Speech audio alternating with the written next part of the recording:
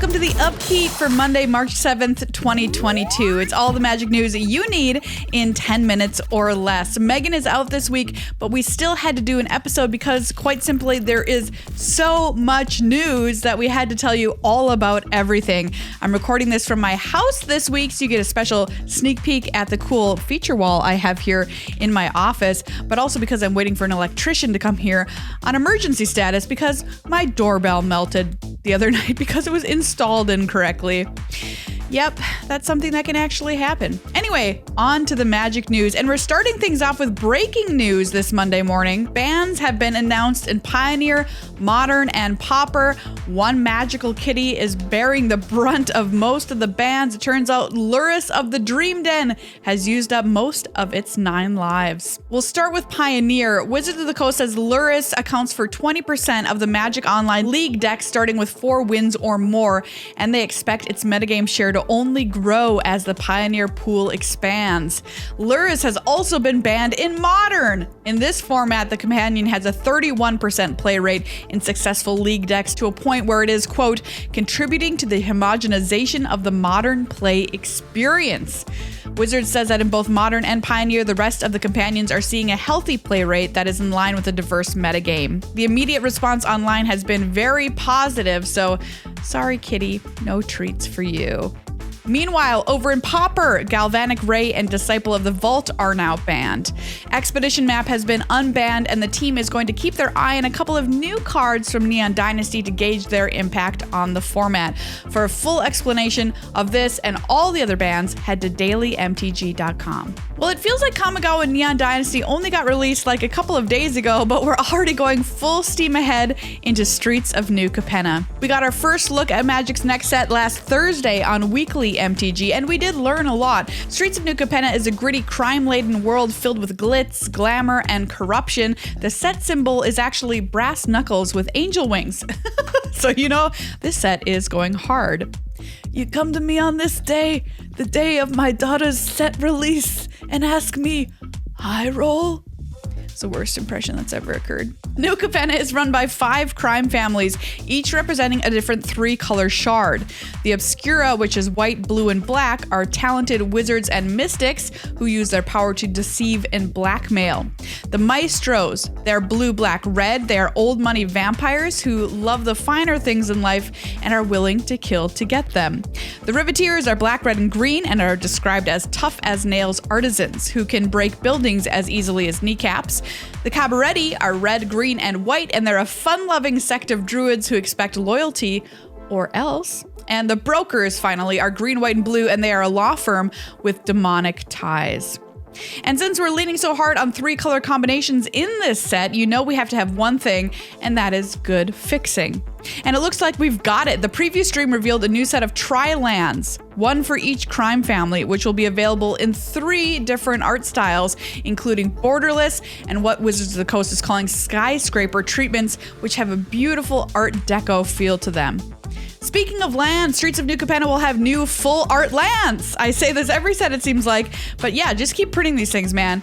Just keep printing them. I don't care. I want all of them. They're all great. These are no exception. These are beautiful. Each of these lands comes in 2 full art styles.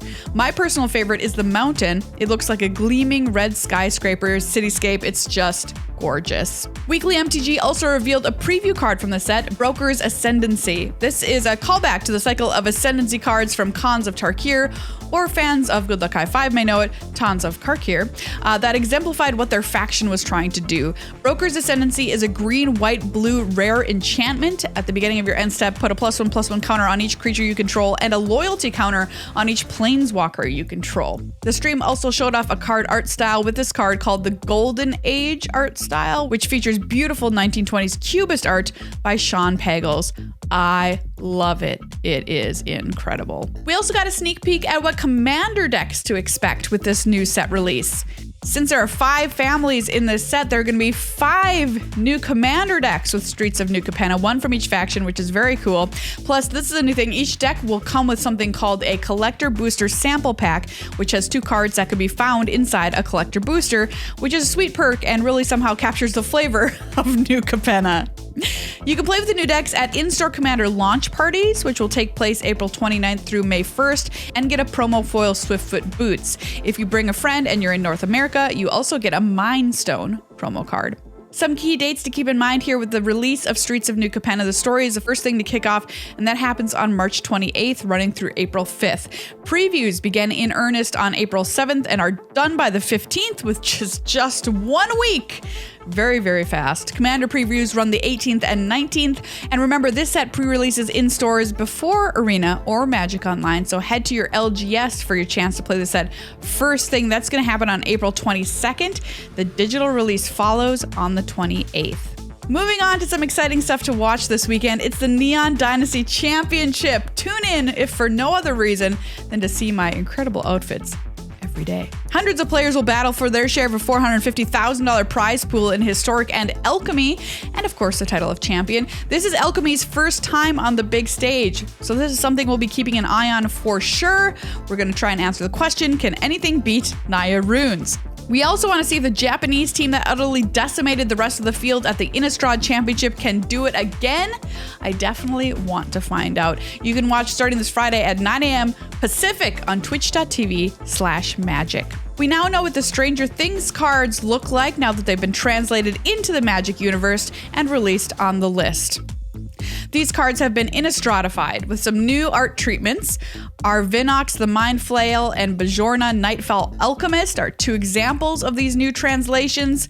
Remember, cards from the list can be found in set boosters about 25% of the time. There's a new fun event on Arena on the horizon. If you're somebody who likes card styles like myself, you can win some ninja card styles with the Out of the Shadows event. It runs March 25th through April 1st and is Alchemy Best of One Singleton, and it's got this emblem. Quote, whenever one or more creatures you control deal combat damage to a player, a random creature card in your hand perpetually gets +1/+1. Cool new alchemy mechanic there. Until your next turn, you may cast creature spells as though they had flash. Entry fee is 2,000 gold or 400 gems, and you win Ninja Showcase card styles like the gorgeous Inkrise Infiltrator, which I am personally obsessed with. There are 12 styles to win, so play as much as you want to win the styles and also some gold. Finally, we now know what the Pisces astrology land looks like in the Secret Lair drop. These lands are, of course, islands and feature a neon green sky and orange sun with 2 fish coiled beneath a remote island. It's really beautiful. The drop comes with 5 of the island for $29.99 or $39.99 for foil. Remember, you can order all of these astrology drops until the end of the year as each sign's land is released. Well, that's all the Magic news that I have for you today. Thank you so much for joining me. You can check out our full-length podcast called Good Luck High Five anywhere you get your podcasts. You can support that show, this show, and everything that we do here at Good Luck High Five Studios over at patreon.com/glhfmagic.